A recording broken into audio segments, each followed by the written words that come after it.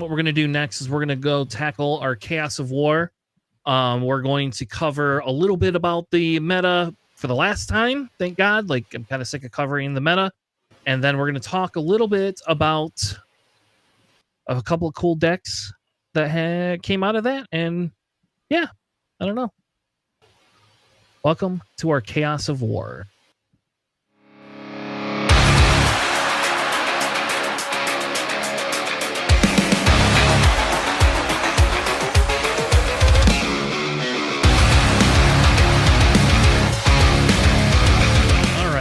So this week for our Chaos of War, we have a little bit of stuff for the PQs, not a lot.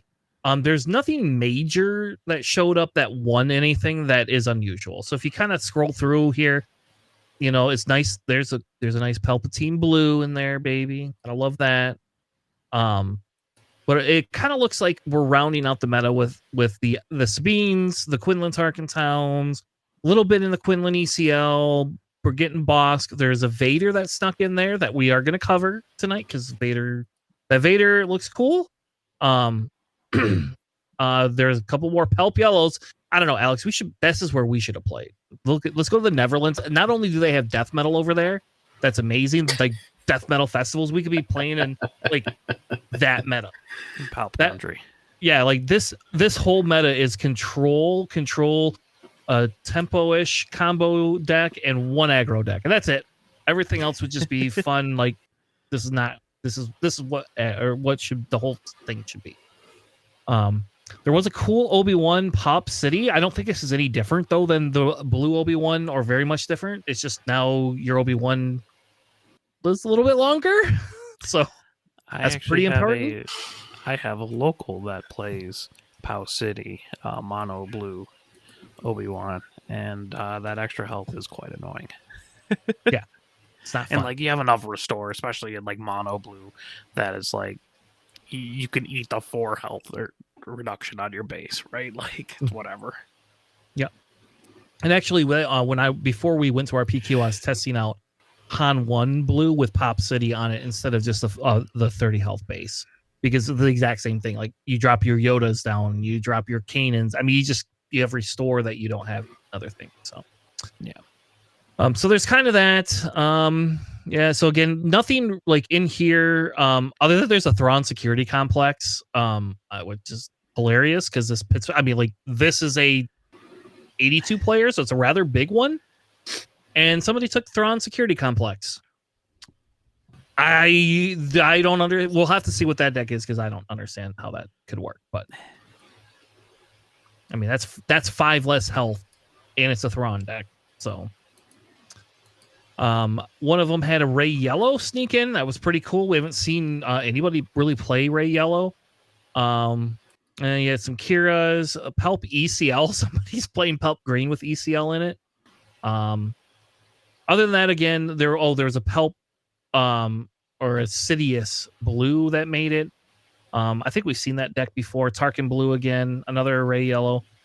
So there's kind of some like things that have popped up, but for the most part, if we look at what the meta tells us, the meta's telling us it's Han, Sabine, Jango, Quinlan, Bosk a little bit of Anakin, and I guess Pelp Yellow.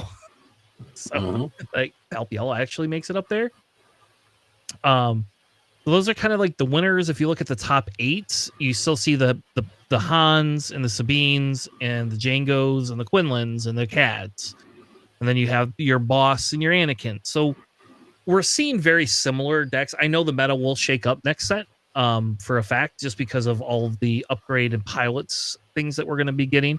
But this is kind of where we are at. So do you guys have any thoughts real quick before we look at some of the more unique lists? Like, is this something we're worried about going into set 3 or set 4? Is this going to be like a problem, or will we finally see Sabine disappear for once? I think it's just a shift in the meta, just because people have seen Sabine so much that they've already kind of formed ways to counter it, and or either that or just Sabine fatigue. People just tired of playing that particular type of deck over and over again, that they're looking to try something new. It's we're heading towards the end of the season as well. So people will likely try some of the more more the counters to that as well, just to prep for it. But as the meta shifts, there are always going to be new answers to do different types of decks all the time. So it's at least it's nice to see the change in the types of decks that are becoming more and more prevalent in these type of events. Do you think that like we are gonna get, so like set one had some very prominent leaders. So Han Yellow was a thing last set, and Sabine obviously was a thing from last set. Do you think that we're gonna get like another couple of staple leaders that will replace them, especially as we go into a rotation? Oh yeah, definitely. I think that we'll see a couple of the new, especially some of the newer ones like Kinlan become a lot more common. We'll definitely see some of the separatist leaders become a lot more common as well, because they just have new cards that play into their synergy a lot better. So they'll rise up to take up the place of the previous leaders from the set one. So yeah. I don't know. People are usually pretty stuck in their ways, right? And they build around what they know and what they love. So I'm sure people will always try to make those leaders work. But, when set rotation happens, right? There's not really a way around that. Yeah. Well, that's why I don't know, like, if one of the leaders could be identified, like the Sabine was just so good and everything. Will we get another Sabine replacement? Like, is it just the new Gar Saxon? The Gar Saxon, man. It's not Gar Saxon. The Gar Saxon gets rotated too. Gar Yeah, Saxon's the same way. He's going to get rotated. Yeah, I mean, it's a little bit hard to call early because we haven't had all the set 4, leaders even revealed, let alone like crystallize into a meta. So it'll be more interesting to see what we get. All right. Well, let's skip over to some decks. So this was the Store Champ. That was by mine. Yes, I know it's not a PQ. Yes, I know that. But this is a different Mace Blue list than we've actually seen. And this Mace Blue list, I will tell you as a Quinlan player, this was not, I don't know how to beat this deck all the time. Like I did win a round against him, but I ended up getting paired with him because we were the 3-0s and then, or the 2-0s. I don't know what it was. Yeah, 2-0s. And then we got paired in Top Cut together. So I lost to him and then I got immediately paired in Top Cut together. So that was super fun. I got to play him twice. But he's a really good player, and it is really nice, like being able to play some locals. And Eric and I actually have not played each other in a Store Showdown at all. Eric hasn't attended all of them, and this is the deck he was going to take to the PQs if he had gotten PQ tickets. So, Alex, do you want to read through the list and we'll talk a little bit about it? It is a Mace Blue, not running Dagobah Swamp. First problem. Rough. But no. I really like this deck a lot. I was just kind of messing around with it earlier today. It has triple Daring Raid, triple Force Throw, triple Queel, which is a little bit dubious because, I think it's literally 25 out of your 50 cards are blue. Double Restored Arc, double Sabine, double Grenade Strike, 1 Mace Windu's Lightsaber, 1 Tech, triple Village Protectors, triple Yoda, triple Open Fire, triple Perilous Position, double Razorcraft, double Sela Guerrera, 1 Fell the Dragon, triple Pillage, triple Takedown, triple Bombing Run, always fun to see that, 1 Vanquish, 1 Rivals Fall, triple Luke, and double Redemption. In the side, you have 1 Restock, double Top Target, a 3rd Sabine, a 2nd Fell the Dragon, 2K2 SO, a 2nd Rivals Fall, and double Crate Dragon. And basically, this deck says, hey, I'm going to kill whatever you put down, so please don't kill my units, because they'll kill you before you can really turn the game around, is what it seems to me. Yeah. I mean, you have experience playing against it, and more just it kills whatever you drop, and then lets its little units, do some damage before it drops the loots and the redemptions. Yeah, and I'm always got. go ahead. I was going to say, I'm always surprised whenever I see a Mace Windu deck that doesn't have the Mace Windu ground unit on there, especially with the Mace Windu lightsabers, which are actually really, really good. But I do like this deck a lot, though. Definitely very aggressive. It has a lot of answers to a lot of different things. I mean, their perilous positions is just a really good way to lock down any of those pesky lurking time phantoms. Or even some of those sentinel units that are really cheap, like village protectors, for instance. It has a lot of answers for some of the larger units as well, between the fell dragons and takedowns and such. This is a really strong deck overall. It almost feels a lot more of a mid-range deck, as well as aggressive. But yeah, I like this deck. Yeah, this deck is not aggressive at all. Like it's exactly what Alex said. So if he's playing against decks that need their hand, pillage and force throw just like Yeah. It's like that. It does this. It has the same strategy that Quinlan Tarkentown does. What I was going to say is that the mace is really good with reach. So, for example, they swing into a village protector and they've got 3 health and they kill the shield, right? They don't die. You can then use mace and deal that extra damage.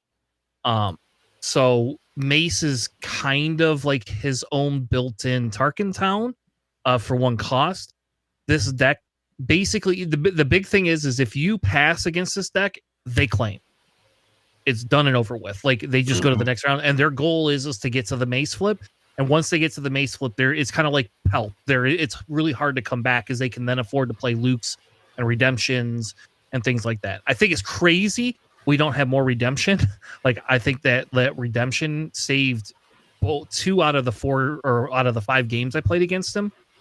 So that's how late this game would go against. I went through with my Quinlan deck because I tutor and go through my deck and like discard cards and like cycle through it. I literally almost decked myself against this deck. And basically I ended up conceding because it was like I didn't know what else to do. Like get the redemption down, Luke kills the unit. And so the goal with this deck is to be insanely controlly to the point where then all of a sudden they can just snap their fingers and murder you, and it's done and over with. Like once that redemption and Luke combo get down, you have that restore, you have the sentinel, and then they're swinging in for 12 damage, and they can essentially put you out if they've done no damage in 3 turns, and if they've done some damage, they can put you out in 2 turns. I will say I agree with you, Alex, on the my Concord Dons.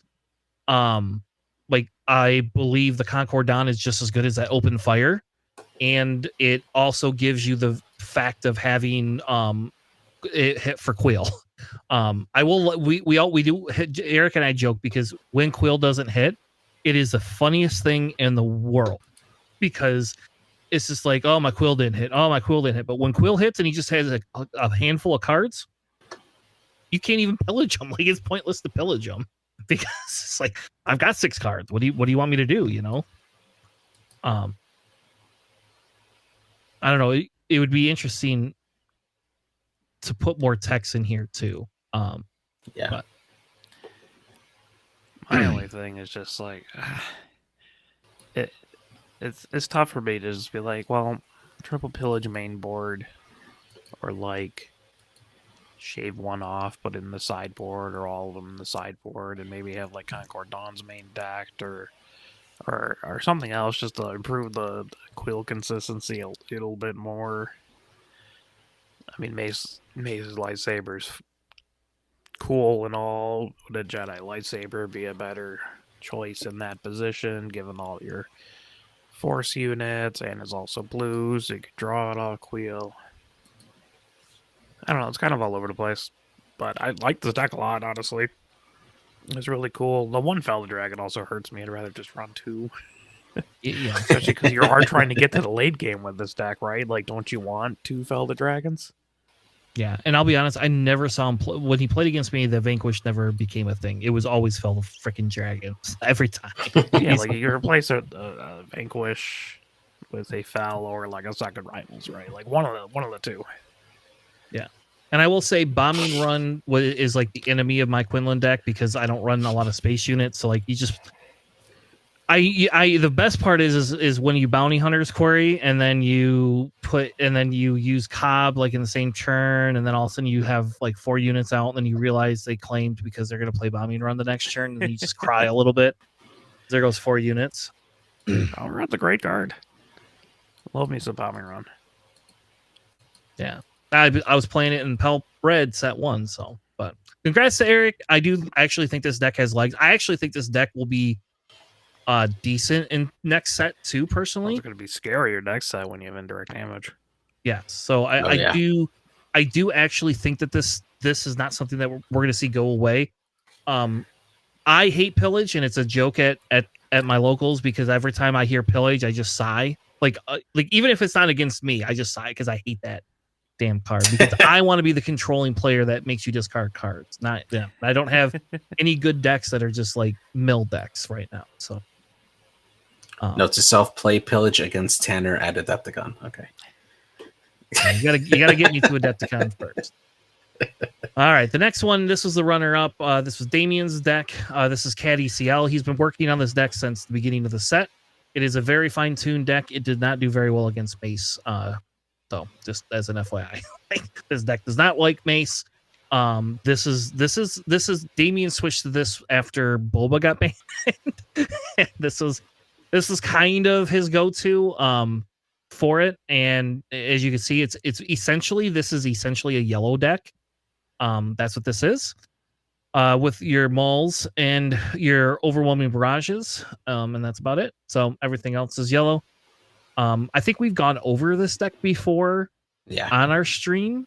Haven't we? I think that his big addition that he's made recently is the Jedi, the Execute Order 66. And by the way, he got it off this week. Just like more than once. So like him and I talked about that. He's like, man, I just think that if everyone's gonna run these stupid ass Jedi decks, I can just play this. I was like, yeah, you can. Like, no one's gonna want to see it. And it worked for him. He sided it in against the Mesa. He didn't win, but he decided to use it. So that's awesome. Yeah. I also really like the Relentless Pursuits, just because he has all that bounty hunters in there. That was something that he had kind of teched in there a little bit. If he's not playing against like a yellowish deck, right? So if they waylay it, who cares? But being able to bounty up against some of these Sentinel like decks, like he picked up, some stuff, and then you can't get rid of it because you have all these bounty hunters. So, all right, let's move on. Crispy made top 8 today in Wichita. I have no idea why he's in Wichita. I do not understand it. He went to Wichita for whatever reason. Instead of like, if he's going to travel, come see us. He could have came to RPQ. I'd have put him up. But this one is Crispy's Pelp. It's a Tarkentown Palpatine deck, right? Yeah. His only loss in Swiss was to a double yellow Han. And then he lost in semifinals, I think in the top 8 to a Sabine ECL, which I think we all know that that's a thing that Pelp struggles with. So yeah. So JJ, you want to cover the deck? Yeah, absolutely. So we got this Tarkentown Palpatine deck here. So we start off with 2 copies of Daring Raid, 3 Dengars, 3 copies Salacious Crumb, 3 Bounty Hunters Quarry, 3 Kylo Rens, 3 Poggle the Lessers, 3 Force Strokes, 3 Resupplies, 3 Merciless Contests, 2 Clients, 3 Super Laser Techs, 3 Emperor's Royal Guards, 3 copies of Ruthless Raiders, 3 Mauls, 2 Emperor Palpatines, 3 Reinforcement Rockers, 2 Relentless, 1 Crate Dragon, and 2 Devastators. And then in the sideboard, we got an additional Crate and Devastator, as well as 3 Palpatines Returns, 3 Black Sun Starfighters, and 2 Force Lightnings on the board there. So it's a nice twist on the Palpatine deck. Definitely having that Tarkentown on there helps you eliminate priority targets that you need to. Definitely a really great combo along with the Client for when you absolutely need to get some healing back on there. You got enough ramp on here to get into the big plays with the Ruthless Raiders going all the way up to Great Dragons, and still have that latent healing effects with the Reinforcement Walkers on there as well. You got a lot of great finishers in this deck there. So as long as you're able to ramp up reliably and survive until then, you have a really good way to finish strong with this particular deck. So yeah, good job, Crispy. It's good. We take full credit for trying to get him to play Palpatine, right? Yes. I would hope so, because we've championed this style of deck for a while. It's a little bit different than what we were running, but Yeah, for sure. Just funny. But yeah, no, congratulations, Crispy. You know, it's a fun, love me some Palpatine. So Yeah. I'm assuming the Dangars are more because they're a one cost that you can do stuff with Palpatine more so than the 3 copies of the Bounty Hunter's Quarry doing damage to people. But you know, that's my assumption. He said he got that combo off 4 times Nice. this weekend, but that's for him, about it. yes. And it doesn't have like it's you use it for the Tarkin Town. That's what you're using it for. You're playing Dengar and your Bounty Hunter Quarry to do the damage, and then Tarkin Town in your round 1 unit. It's very similar to like what Django likes to do, or CAD. You know, it's just helps flavor. If it works out that way, it's great. Yeah, but I will say, like, the Bounty Hunter's Query works very well with the client, and I think that's part of the reason those clients are in there, is because you can use, like, that's really a 5 cost, but Merry Christmas, so you now get to play it for 3. It's pretty good to me. And it's a shielded unit, so. But yep, congratulations to Crispy. I don't know why he's got the Force Lightnings in there. We'll have to ask him that later. To me, I don't know if I don't know. Maybe they come in super handy. Hey, you take 1 damage from the Crate Dragon when you kill it, okay? All right, fine. Fair enough. That's fair enough. All right. We have Vader's green. This is a full 30 health green base Vader. Alex, what is this deck? This is like, I don't know. This is a different deck too. They're using only 1 client in this deck and only 2 Bounty Hunters queries. So this is actually relatively close to one of my locals who runs Green Vader, including the one-off client. It's great. Yeah, so just a 30 health green base Vader here. He's got triple Dark Star Stormtroopers, double Salacious Crumb, 1 Confiscate, double Timely Intervention, double Bounty Hunter's Quarry, 1 Piet, triple Kylo's Tie, Silencer, triple Force Choke, 1 Vader's Lightsaber, triple Phase 3, triple Super Laser Tag, 1 Client, triple Merciless Contest, triple Open Fire, triple Resupply, triple Overwhelming Barrage, double Traitorous. Tanner's face is disgusted here, but we're good. Double Ruthless Raider, triple Vader, 1 Maul, double Palpatine, triple Reinforcement Walker, and a Devastator. In the side, you have a 2nd Confiscate, double Scanning Officer, double Palp's Return, double Crate Dragon, double Relentless, and a 2nd Devastator. Just a very solid sideboard, probably exactly what I would do. But yeah, I mean, it's Green Vader. You know, get to the end game, win in the end game, because your end game is stronger than pretty much every other deck out there. You just don't do it nearly as fast as Green Bosk. not at all. But you have a better leader, like, to deploy later though. So yeah, and it's a clock, right, with Vader, and you get a bunch of other cool stuff. I mean, I enjoy it. I like it. It's a cool deck. Yeah. All these weird one-off things, just like, I don't know. I don't like that. I'm not a huge fan. Like, I get the one-off client. Sure, that's fine with me. I can respect that. I would have triple Bounty Hunter's Quarry if I did that, but, you know, triple Vader also works too. I just don't like things like one-off Vader's lightsaber. Okay, or like a one-off Confiscate's kind of strange to me. Yeah, because like, are you gonna hit that confiscate? Yeah. Why is it in the deck? What are you doing with it? Like obviously it's probably for like Sabines and maybe whatever. But are you gonna hold that card? I don't know. Like I guess it's great against somebody force throwing you. There you go. You hold it. You hold it. So if somebody force throws you, can be like, oh, you want to do 1 damage, baby. Hey, there's 10 cards that cost 1 in this deck. Okay. Yeah. It's a really good anti-force throw deck. I don't like the one-off Piet either. Like I feel like either like invest in Piet or just don't. Like I don't even think you really need to I because think you pull them off Bounty Hunter's Core Invader, right? Like that's what you're hoping for. It's just like the client. Yeah, but I could just run another client over that and feel okay. But I want to ambush the 3 other units that don't have ambush. It's true.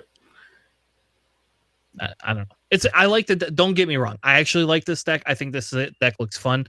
I would tweak it a little bit there with getting rid of the P. I would not be running Piat in that, and I would not run Traitorous in this either. But that's just my personal opinion. Like I agree with you. Traitorous is a good, and it's not super fun when somebody Traitorouses your unit, but it's just you get a 3-cost unit and. But what if their Grievous has 4 lightsabers? Then you Traitorous it all day long and you laugh at them. Or how about this? If it's a Hu Yang that has 2 General's Blades on it, that's a fun thing to Traitorous. Yeah. I've done that. And then I pelted it without even swinging with the stupid thing. It's just because I could. Good. Like it's like you.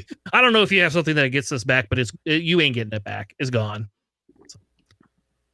All right. Well, I think that's it for our Chaos of War.